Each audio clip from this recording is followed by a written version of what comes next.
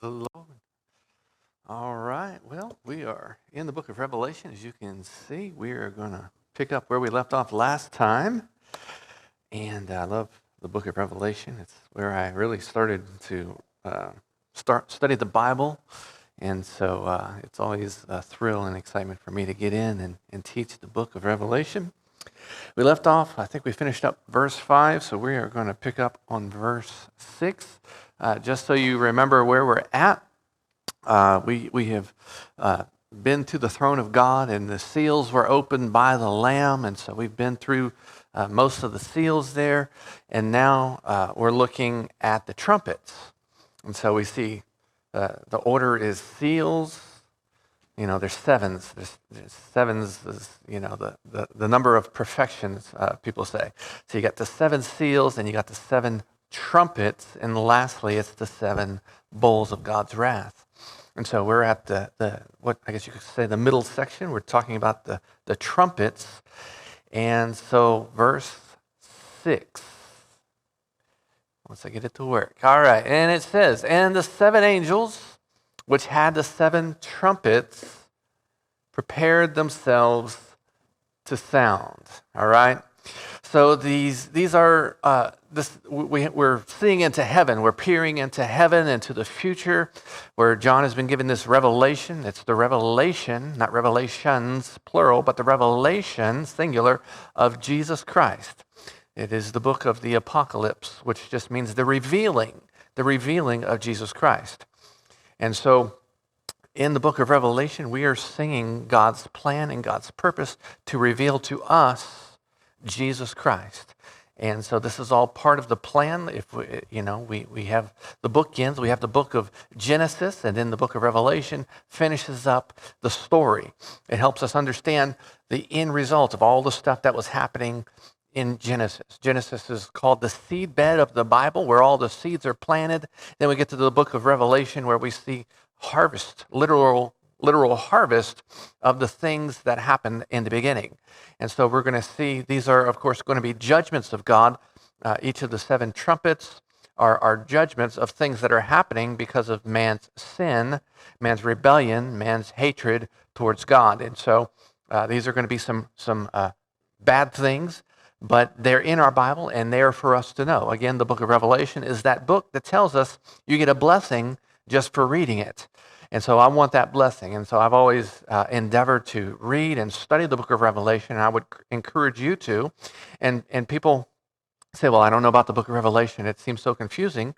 And well, I'll tell you one reason it's confusing to them, and the pastor said it well, is they try to turn everything into a symbol. But we should use the same hermeneutic, the same way of interpreting the Bible as we do any other part of the Bible when we look at the book of Revelation. That is to read it literally, where it can be read literally.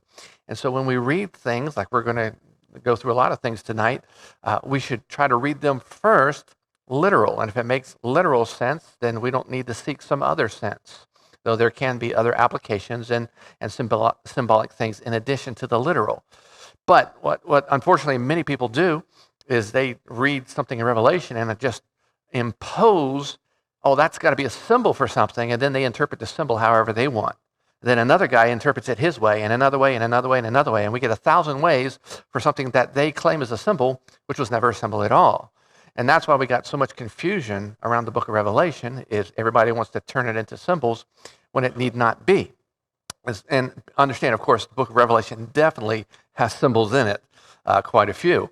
But the thing is that they're fairly obvious, okay? They're going to be really obvious, like a seven-headed beast ruling the world it's a symbol for something. There's no such thing, obviously. So it usually shows itself when it's a symbol. So as we read, we're going to read it just like it says. When it talks about seven angels, I believe it literally means there are seven angels, and they had seven trumpets, and we're looking and we're peering into heaven. And when things happen in heaven, we also immediately get a picture of what's happening in the earth. And so the two are in sync. What's happening in the spirit realm, which is another realm, you understand the spirit is an unseen realm. You can't contact it with your natural or observe it with your natural five senses of what you see, hear, taste, smell, and all that. It is a spirit realm. So we're seeing into the spirit, and then we're seeing into the natural. And so they're blowing these trumpets. And so the trumpet typically means, like in the book of Jeremiah, a call for alarm, a call for war. Jeremiah 4:19 says this, my bowels, I am pained at my very heart. My heart makes a noise in me. I cannot hold my peace because that thou hast heard, O my soul, the sound of the trumpet, the alarm of war. So a trumpet is to get our attention. Something drastic, something dire is about to take place, and we need to be paying attention. And so the trumpets, there's 7 of them, and they initiate 7 calamities, you could say. But the first 4 seem to be grouped together, and we'll get into what these first 4 are grouped together and what they describe. Verse 7, it says, first angel, in other words, the first trumpet sounded, and there followed hail and fire mixed with blood. Okay, this word with, I think it's not the best translation. It actually means mixed in blood. In other words, it implies bloodshed. And so this hail is going to produce bloodshed on the earth. Hail and fire mingled, I'm sorry, not mixed, but mingled with blood. Is that what I said? Mingled with blood, not mixed. And they were cast upon the earth, and a third part of the trees was burnt up, and all the green grass was burnt up. So again, when it says hail falling from heaven, I believe that literally means what it's saying. There's literally something happening from heaven, and people try to turn it to a symbol and come up with all kinds of weird ideas. I don't think that's necessary here. And so what is this talking about? Well, the grouping of the first 4 trumpets, I believe, are describing an asteroid strike, okay? There's coming an asteroid, and I think it'll become very clear as we continue to read this. There's an asteroid strike that comes. But when an asteroid comes and strikes the earth, it's not just a singular object. It's just not just big rock that just hits the earth. There's actually, because of the gravity of it going through space, there's usually maybe hundreds and thousands of other smaller rock bodies that are coming along with it. Okay, so this could be exactly what it's describing here. Is hail is actually possibly the bodies of all these other rock that's being carried, and so the first thing that strikes is the hail, because of just the angle at which it strikes the earth. The hail might hit first. We actually have what we call meteorites, and these are like little pieces of meteor that we see all the time. You know, you ever seen a meteor storm? And it's kind of cool. But most of that, because it's so small, it just burns up in the atmosphere. It gets super hot and just burns up and never hits the earth. But every once in a while, we have some that hit the earth. And so those are the larger ones. And that's what this seems to be describing. There's something, these larger pieces of rock are hitting the earth. And so one possibility is that this is just part of the body, or because of the gravity of the asteroid, it's just part of that's striking first. Another option that I think we could also consider is, you know, the space agencies of the world are always watching all the asteroids and watching their trajectory and seeing where they're going, and of course finding out, are any of them going to hit the earth? And so right now they're saying none will, but the Bible says there is one coming. And so the space agencies I just imagine maybe someday they find this one and see that it's going to come and hit the earth, and maybe they'll try to do something to stop it. Maybe they'll try to hit it with a nuclear arsenal or something like that, and you know, they have a number of ways that they can mitigate asteroid strikes. And so maybe they'll try to do something, and it breaks the asteroid into pieces, and maybe these pieces are something that hit the earth first. It's just some possibilities we don't know, but it is certain, 100% certain, I believe, that an asteroid is coming. And so what we see here is hail from this thing hitting the earth.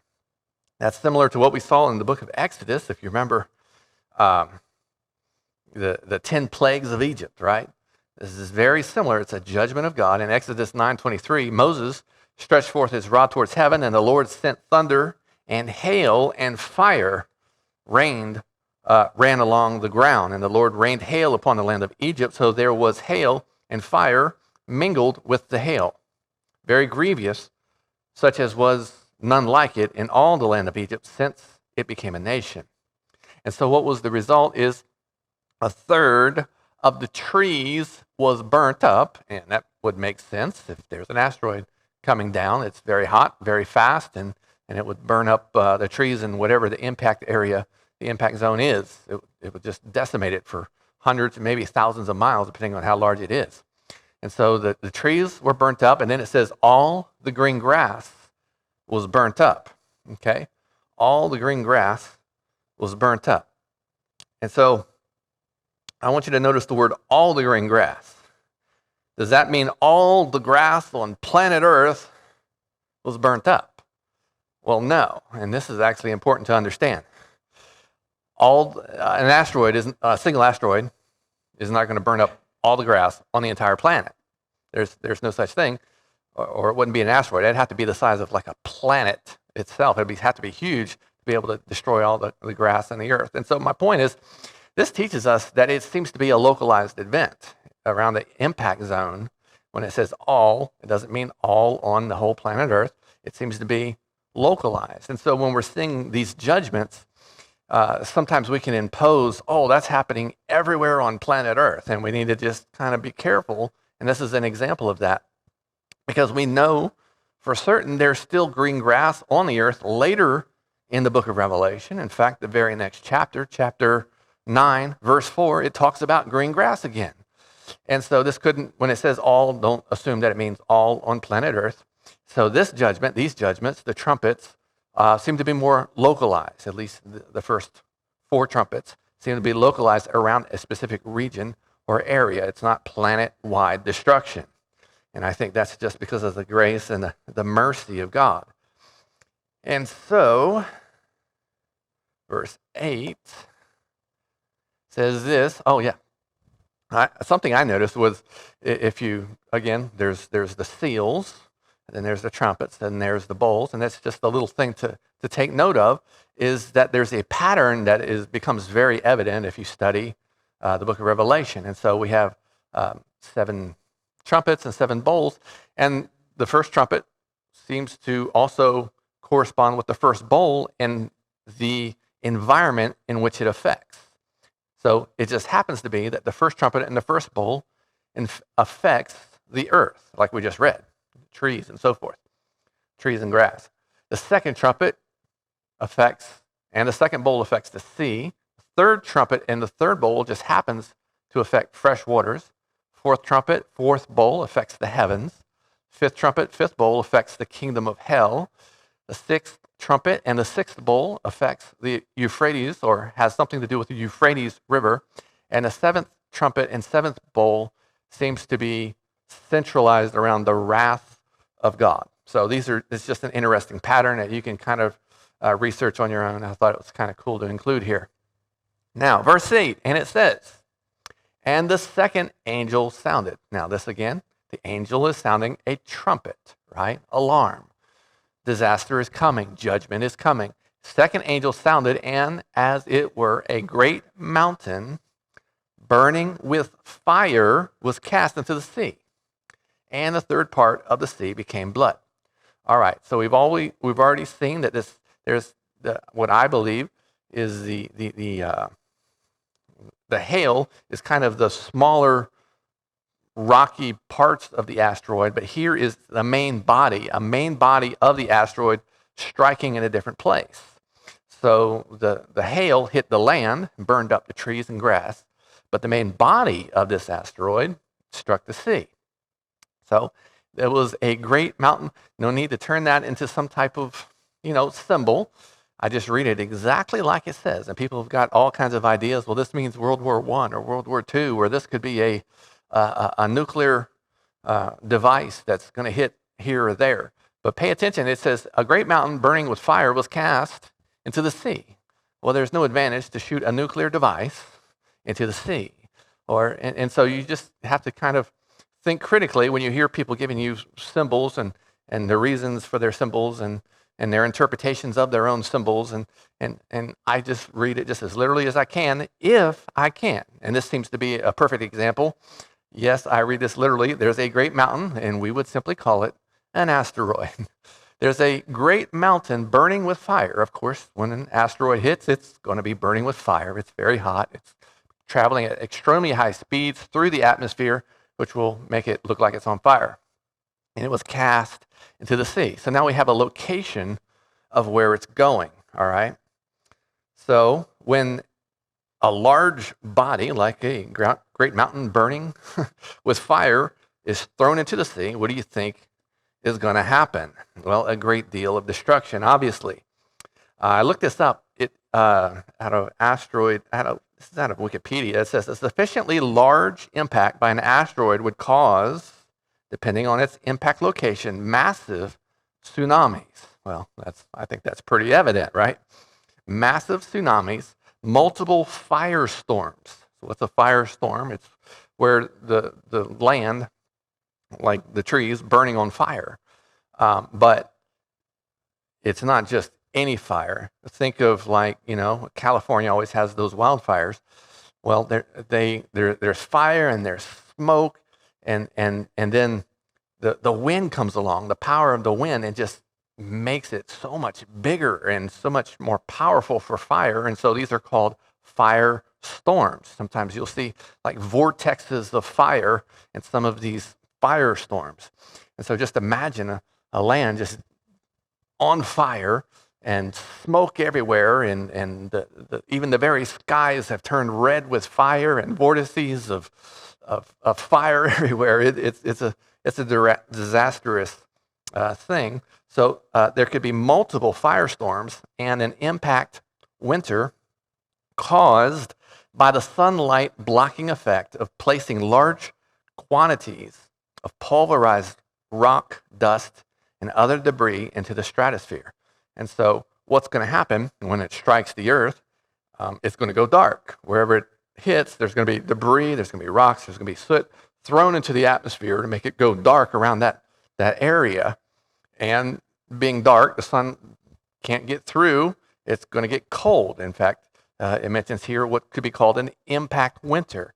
That means the sun is blocked out, like dark, super dark, wherever this debris is in the stratosphere.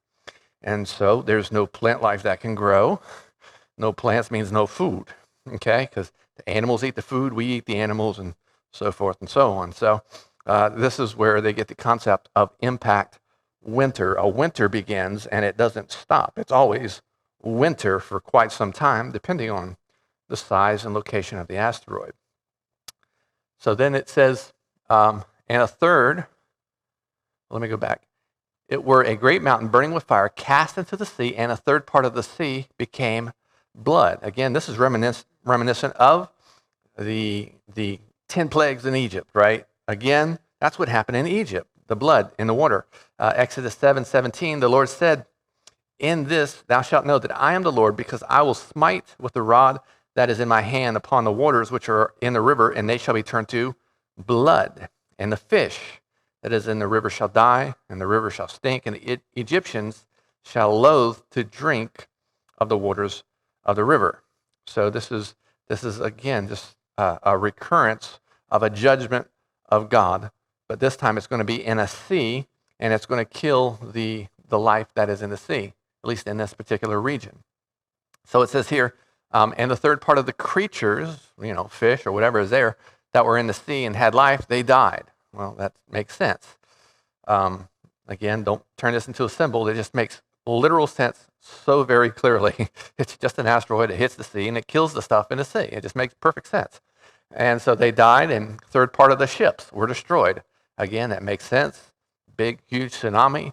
Who knows? Hundreds of feet tall and rushing at extremely high speed would destroy. Let's say it hits off of the Pacific or Atlantic coast or wherever, Gulf or wherever. It's going to make this huge 100-foot waves, maybe more than one, and they're going to rush to the land at a high speed, and that's going to just obliterate any ships at dock, And so it just totally makes sense.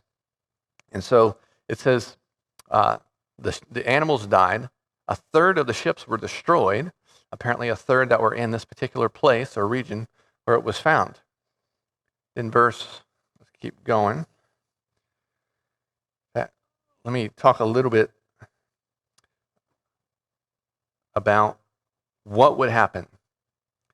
So, an asteroid striking the sea would cause both immediate and long-term damage to the ocean and the surrounding areas, including, like I said, tsunamis. It would cause shock waves. A shock wave is a pressure, explosion. I mean, literally, it's the pressure would just kill everything within, 100 to several hundred miles, depending on the size. Just the pressure alone would just, kill everything. I mean, it's just like, imagine a strong wind.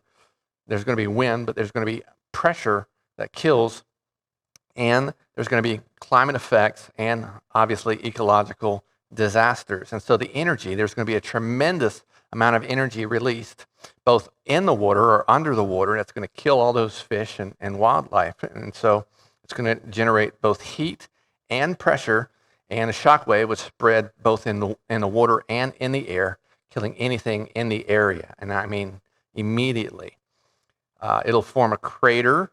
Of course, as I said, it'll form tsunamis, and these could be very gigantic and very high speed with devastating force. They would just impact the land, and let's say it hits the Pacific. Well, it would travel to our west coast all the way to China and the islands, and so it would just be devastating. It would impact the climate. What would happen? It would inject water vapor and debris into the atmosphere. And if it's large enough, all the water debris and soot and all these things would go all the way into the stratosphere and destroy or at least harm weather patterns. Okay? It could also disturb things in the ocean, releasing gases like methane.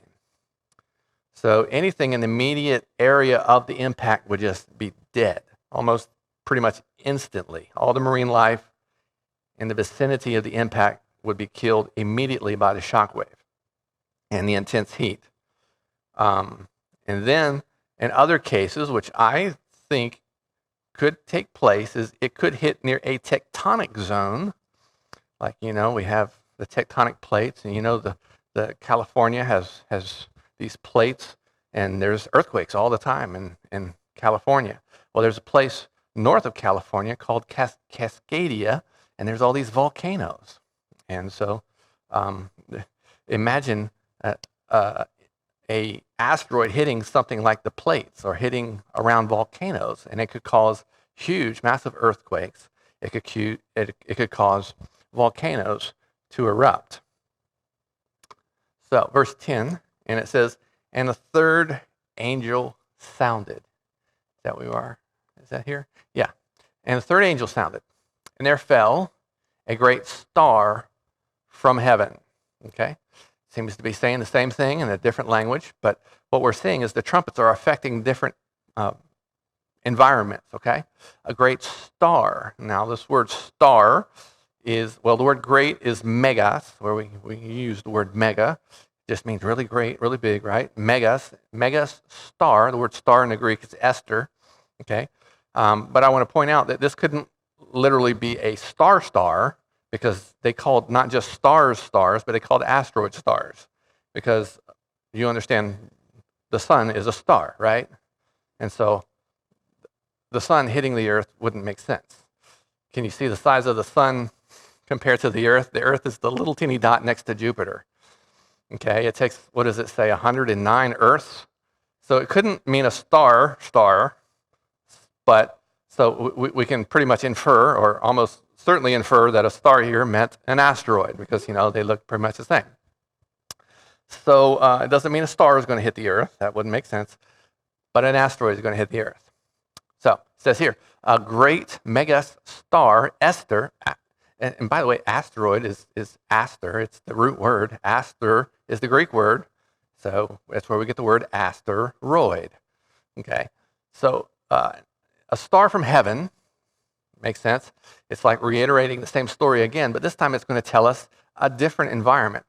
Burning as it were a lamp, and it fell upon the third part of the rivers. All right. So now we've already talked about the the small particles, like hail, would hit and destroy the vegetation, the trees, the grass, and so forth. Then the larger body hits the sea. And then this is the third element. It seems that this asteroid may have been more than one piece, which is possible. It could be traveling through space as two large bodies. Or, again, a theory only, it could have been hit by a nuke in broken pieces, and so it created two bodies. But this particular large body, instead of hitting the sea, is going to hit the land. And in this particular case, it's going to harm fresh water. So it says, there fell a great star, aster, from heaven, burning as it were a lamp, and it fell upon a third part of the rivers and upon the fountains of the waters. And so that simply means it's going to affect fresh water, okay? And we'll read it here, what's going to happen. So, again, this is an asteroid. It's actually, I think, all part of the same event, kind of, but we're just seeing the different environments that this asteroid is going to affect. So, verse 11, well, it says, let me go back. There's another possibility, by the way. When an asteroid strikes the Earth, not only is the larger body, let's say, the larger body of the asteroid strikes the Earth, what it does is it hits the Earth at such a high rate, such a high speed, it creates this crater, and it takes all whatever was in that part of where it hit and blows it away, right? It blows it up, and a lot of it up into the sky. It obliterates a lot of it because of the heat and the pressure, but it's going to blow a bunch of stuff up into the sky. And as we already talked about, there's debris and soot that can be thrown into the sky, but there can also be large rock, and it can be thrown so far into the sky that it goes back into the stratosphere, which doesn't sound like a big deal until you realize it has to come back down again. And so what that is called ejecta.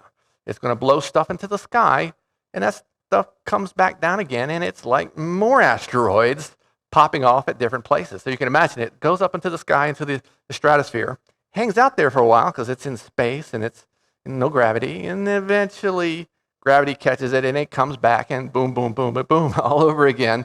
There's more. It's like more asteroid strikes. It's pretty miserable, pretty horrible. But this time they can be anywhere. So possibly that's another possibility of what this is referring to. It's called ejecta, going up there and hanging out and coming back again and hitting us again.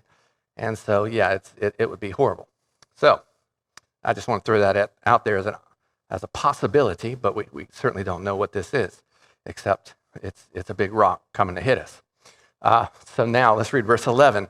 And the name of the star is called wormwood. All right? I don't know if you've ever heard that term before. It's actually coming out of the Old Testament. It's used quite a bit in the Old Testament. I'll read out of Jeremiah 9:13. The Lord said, and by the way, this is obviously a judgment. You'll see that over here in Jeremiah. And the Lord said, because they have forsaken my law, which I have set before them, and have not obeyed my voice, neither walked therein, but have walked after the imagination of their own heart, after Baalim, which is a false god, which their fathers taught them. Therefore, thus says the Lord God of hosts, the God of Israel, behold, I will feed them, even this people, with wormwood, and give them water of gall to drink. So wormwood simply means bitter. It means poison, okay? So it's talking about the effect of the asteroid hitting something that makes fresh water undrinkable, and the people that drink it are going to die. So something happens because of this asteroid strike that causes the water system wherever. I think, again, this is regional. It's not planet-wide, because if everybody dies, there's nobody left, so it has to be regional. We know a lot of people will die in the book of Revelation, unfortunately, but not everybody. So wherever it strikes, it'll destroy the water. And so again, my thought is it could strike around a volcanic region, because that would explain what happens. Because if you hit near a volcanic area like Cascadia, might not be there, it could be anywhere, but somewhere where there's like some volcanoes, it says, I looked this up, it could release large amounts of sulfur dioxide, which is a toxic volcanic gas into the air, and this would cause respiratory problems, acid rain, and it would be lethal to humans and animals. And so it would be a terrible smelling stuff. It's an irritating odor. It's like the smell of rotten eggs. And so it's very overwhelming and unpleasant. And it just happens to be the same kind of stuff that fell on Sodom and Gomorrah. It was sulfur. We call it brimstone, but it's just basically sulfur. It's smelly, obnoxious, pungent gas. But these were, in Sodom and Gomorrah, it was brimstone rocks. But nonetheless, the point is that this gas is a poison. It'll kill people just from breathing it. It'll affect. This might be the gas. I don't know, but something affects the water system, and the water cannot be drunk without dying. So, like an asteroid strike, it could hit an urban area, not an urban area, but a forested area as well, and that would also create problems by creating carbon monoxide. By hitting the forest, carbon monoxide is also a deadly gas. And so there's all kinds of options of how, this toxic stuff kills people in this area where the impact zone is. Again, when an asteroid strikes, there's going to be soot, there's going to be ash thrown into the air. Soot and ash are simply fine particles from the fire, and that can be inhaled, and that can cause respiratory problems and long-term lung damage. So just some things that it could be, don't know for certain. Verse 12 goes on to say, and the fourth angel sounded. All right, again, this is a trumpet sound. We're looking at heaven, fourth angel in heaven sounds, and then it synchronizes with something that's going to happen in the earth. And this is what I call the last part of the asteroid that affects the last environment. And so what is this environment? The fourth angel sounded, and a third part of the sun was smitten, and a third part of the moon, and a third part of the stars also. All right? So again, if we're taking it literally, this makes total sense. It seems to imply that the sunlight in the sky is affected somehow by the strike of the asteroid.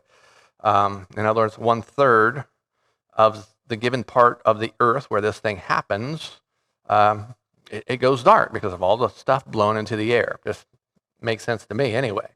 So again, it could be next to a volcanic area, and that would on its own blow a bunch of stuff into the air, debris, making it dark, like super dark, cave dark.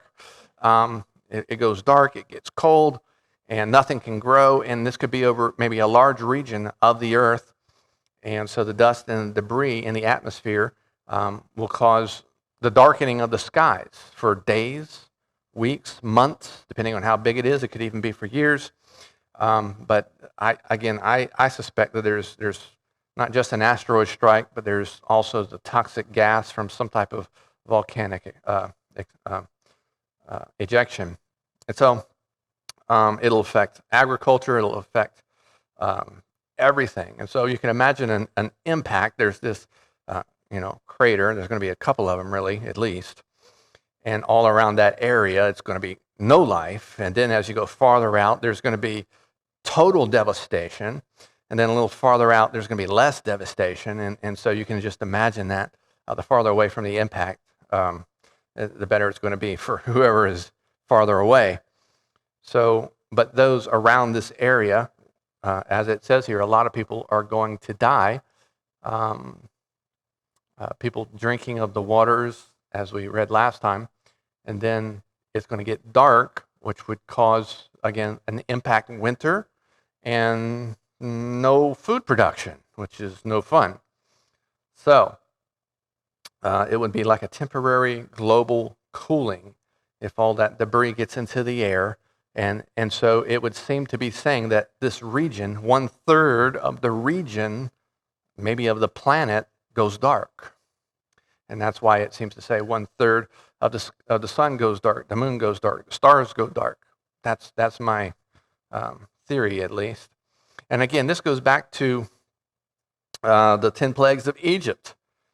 Remember, one of the plagues was darkness on the land of Egypt. But that was like a kind of a supernatural thing. There was darkness all over Egypt except in one place where the Jews were kept safe. And so that's in Exodus chapter 10. The Lord said unto Moses, stretch out thy hand toward the heaven, that there may be darkness over the land of Egypt, even darkness which may be felt. And so this is a judgment of God, both Old Testament and New Testament. In other words, it's coming back again. All right. And then let's keep reading. So there was darkness. Let me read it. And the third part of the sun was smitten, the third part of the moon, the third part of the stars. And it seems to be talking about the light coming from these entities. So as the third part of them was darkened, and the day shone not for a third part of it, and the night likewise. Verse 13, and I beheld and heard an angel flying through the midst of heaven, saying with a loud voice, woe, woe, woe to the inhabitants of the earth by reason of the other voices of the trumpet of the three angels, which are yet to sound. There's actually three woes. How did we only get two over there? There's three woes, okay? And that's important, all right? Three woes because there's three trumpets left. We're now down to the final trumpets 5, 6, 7. So, simply put, trumpet 5 equals woe number 1. Trumpet 6 equals woe number 2. Trumpet 7 equals woe number 3. Now, I don't know why they're saying whoa, whoa, whoa, but it must be bad, right? You tell somebody, whoa, whoa, whoa, something bad's about to happen. And so each one corresponds to a trumpet. And so you thought it was bad before, it gets bad, really bad now. So again, just to reiterate, the first four, I believe, are grouped together for one asteroid strike. And these are the natural things that we see. What I mean by natural is physically in the earth, we're going to see, not we necessarily, but people are going to see that there's going to be fire and hail that affects the trees, the grass, and burns it up. That's the first trumpet, the first part of the asteroid strike. Then there's going to be a large body that hits the sea and destroys life in the sea, and so forth. And there's also going to be a second large body that hits the land and destroys and makes toxic the water around that particular region or area. And then the fourth thing that it's going to affect is going to be the skies, right? The heavens, the skies, because of all the debris and soot thrown into the air. And it'll make things dark. It'll make things cold. It will be miserable. And this is for a third part. And so I'm not sure, but it seems to imply this happens on a third part of the earth. And so you don't want to be in this area, all right? But then we switch over, and this is where the book of Revelation becomes a little bit more strange. We start seeing into the Spirit and seeing some other things happening, like the demons and what they look like, which is very, very bizarre, okay? And so we'll read some of that. And so the final woes mean things really get bad. I mean, could you imagine just living on Earth just with an asteroid strike? Imagine, maybe someday NASA will make that announcement that we see this thing coming, and they try to do something about it. But imagine how people will be freaking out, man. They'll be going paranoid. The markets are going to dive. The people are just going to be pulling all the food off the shelves, and I mean, people are losing their minds. Of course, mental health problems, and this would just make it worse. The end of the world, God's wrath has come, and people. Some people might get right. In fact, the Bible says they will. Some people will get right. Other people will just harden themselves further. And we'll actually read that later. People will harden themselves more against God. They'll shake their fist at God. Like that's a good option? You're going to get mad at God? I mean, if you're thinking he's doing this, getting mad at God really doesn't solve your problem of being lost, right? But they're going to shake their fist at God. They're not going to repent. They're going to see all kinds of horrible, horrible things happening in the earth, and they're going to actually get more hardened against God, not realizing, hey, this God is both real and bringing judgments, and you have no control over what's happening they would feel such a sense of helplessness, but still shake their fist at God. That is the illogical delusion that is going to be in the earth today. And we can see it already setting into the earth today. The people that hate God and just are so rebellious against God, this mentality is so clear today. It's not hard to believe that people will be so deluded that they're going to still hate God, even when they see the things of God happening on the earth exactly like the Bible prophesied, proving the Bible is true. I mean, they're going to see this and then look at the Bible and go, that's exactly what the Bible said, but I still hate God. You know, how deluded and foolish can you be? But anyway, all right. So there's these angels, and they're making this announcement. They're flying through heaven, and of course, angels making an announcement. The word angel means messenger, and so that's what they do. They're telling mankind something is happening, and so we see them both in Old and New Testament. The angels visited Abraham right before Sodom and Gomorrah was destroyed. Right, there was a messenger giving a message there unto Joseph and Mary before Jesus was born. There was a message there for mankind. And there was also an angel that spoke to Zacharias before John the Baptist was born. So angels are messengers, and they are foretelling of powerful events that are about to happen. And that's certainly the case here. They're letting us know, whoa, whoa, whoa. You thought it was bad before? You ain't seen nothing yet. It gets worse. That's the book of Revelation. Chapter 9. All right. So now we're going to get into some of these strange things, strange demonic creatures that are going to come out of the bottomless pit. So now it says that there was the fifth angel that sounded. And again, we're talking about trumpets. They're sounding the fifth trumpet, an alarm, sort of like a warning of war. I saw a star fall from heaven unto the earth. Well, it sounds like the same thing again, right? Another star, aster, falling from the heaven to the earth. But this one is different. This one is, and we'll see it, it's really giving us a glimpse into the spirit realm again, all right? So there was another star falling from heaven to the earth, and to him, that's a personal pronoun, meaning this is a personality. It's not a star this time. To him, this star, so the star is called him. Now, who or what this star is, we don't know. Some people suppose, and it might be a good guess, that this is Satan or something. He's a fallen angel, right? Could be some other one. There's lots of angels. There's lots of fallen ones.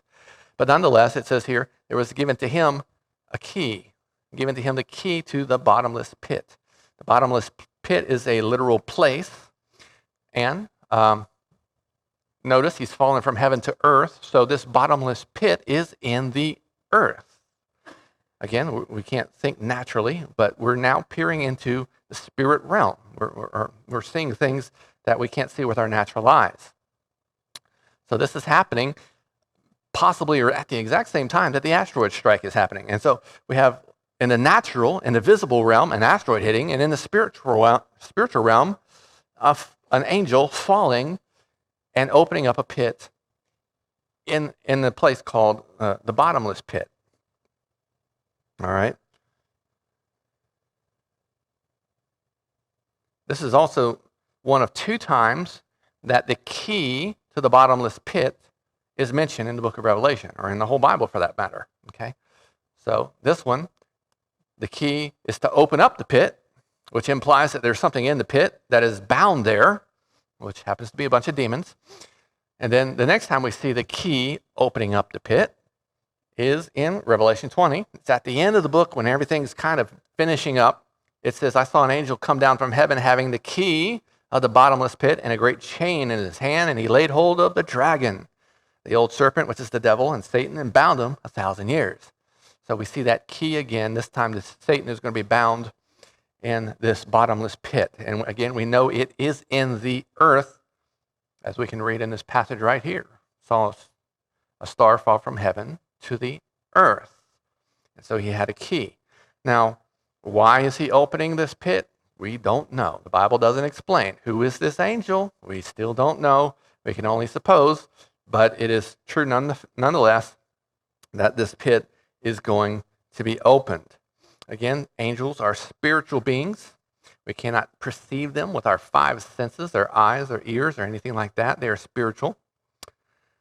And what is also interesting is this angel is going to open up this pit. A whole bunch of demons by the millions or billions, I don't know. A bunch of them are going to fly out of there. All right? So that's bad news. It's already bad news. This is the first woe. I mean, if we don't know, but there's a whole bunch of demons on the planet Earth now. But then they're going to open it up, and then a bunch more are coming. Woe unto humanity, right?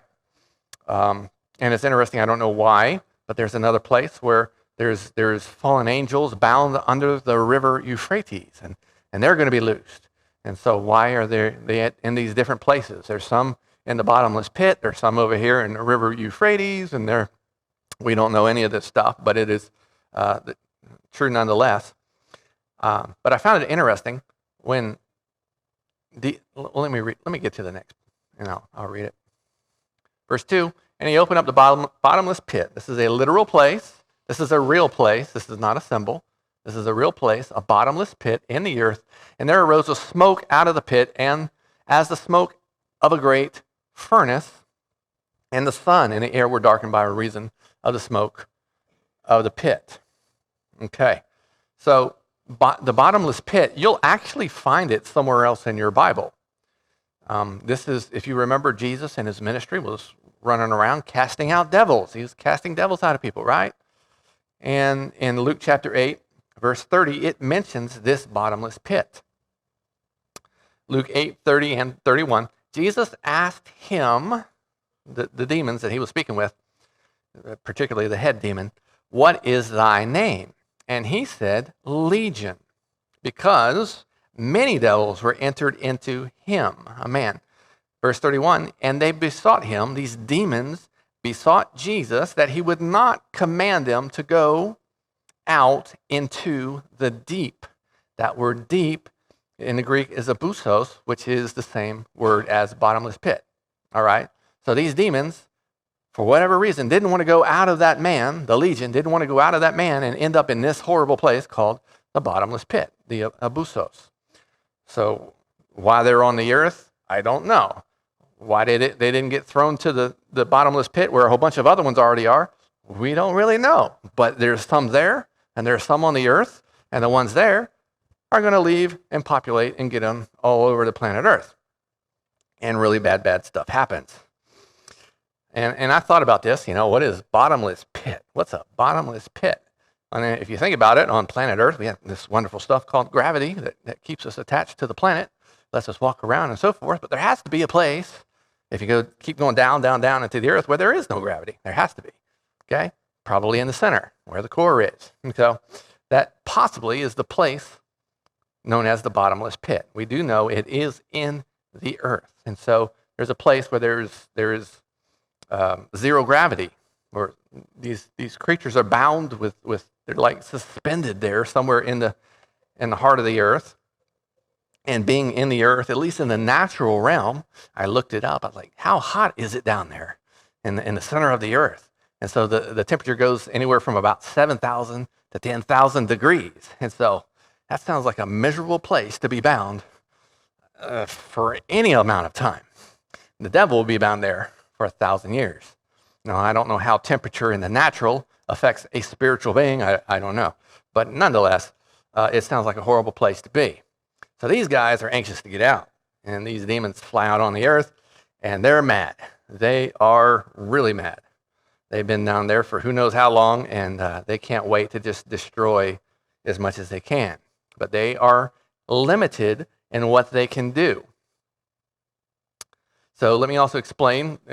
If you read your Bible, sometimes you'll hear the word hell being used.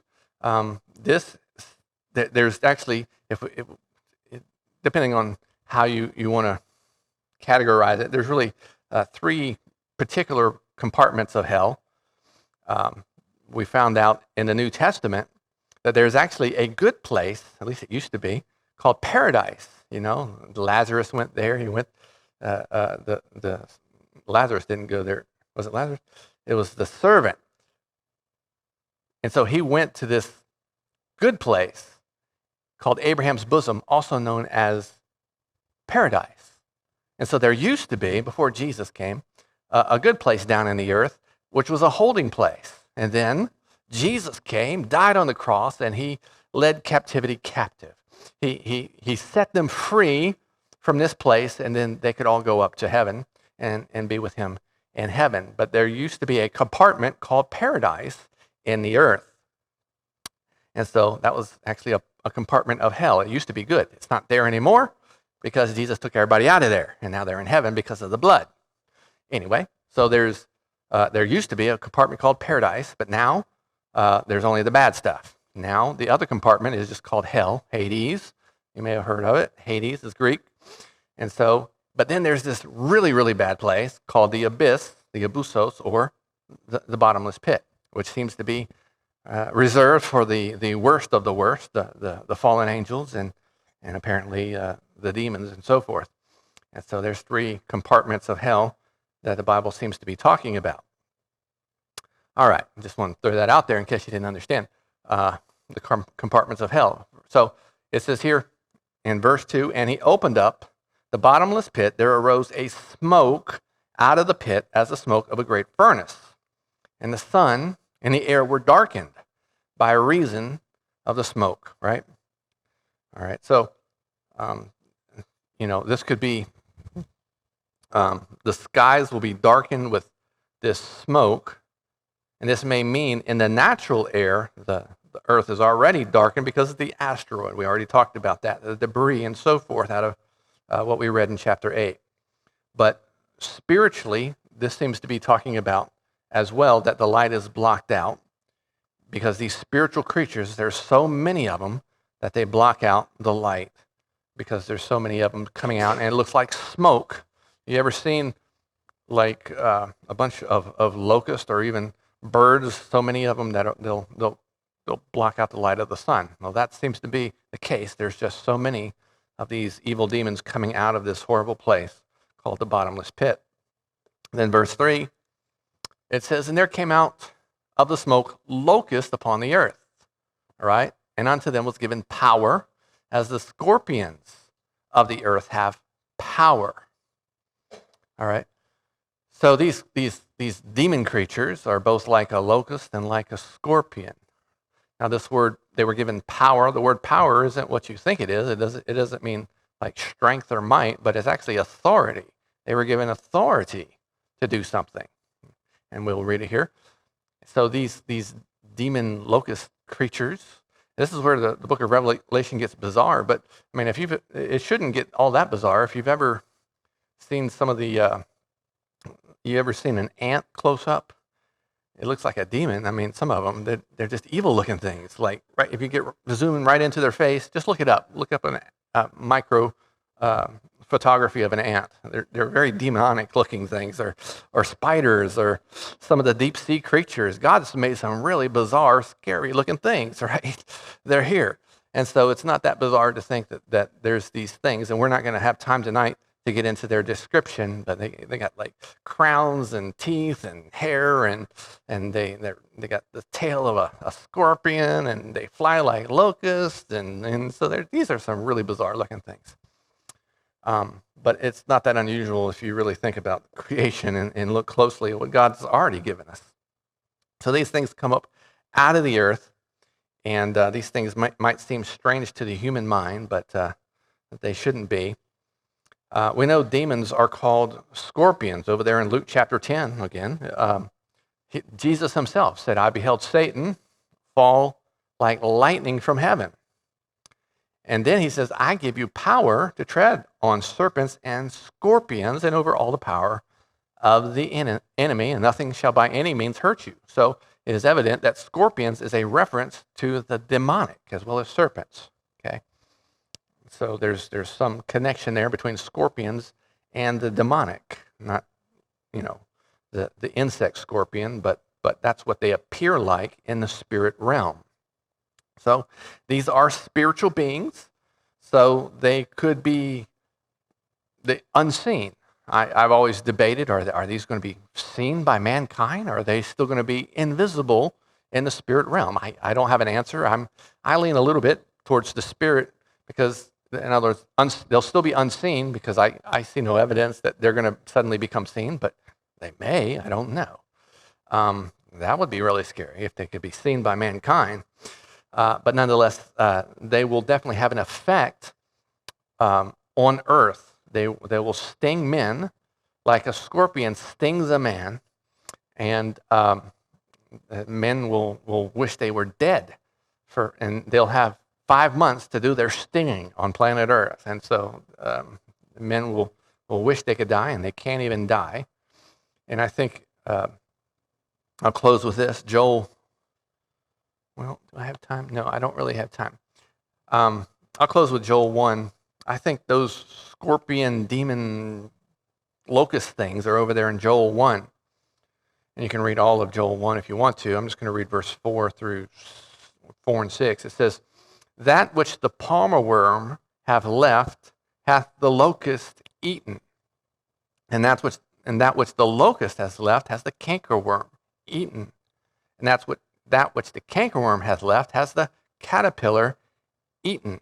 Now these, experts tell us, these are actually describing different stages of a locust. In other words, from a pupal stage all the way to an adult stage of a locust, these different stages of the growth of a locust. So that's why it talks about, a locust and a cankerworm and a caterpillar and so forth. But verse 6 says this, For a nation is come up upon my land strong and without number, whose teeth are the teeth of a lion, and he has the teeth of a great lion." In other words, the fangs, it's saber, or the main teeth. So that you can read, homework assignment, read Joel chapter 1, and I think that is related to this army of demons here. And we'll have to stop at verse 3, and next time we'll get into it and describe what they are and what they do and the effect that they have on the earth. So you don't want to miss that. All right, we'll stop there.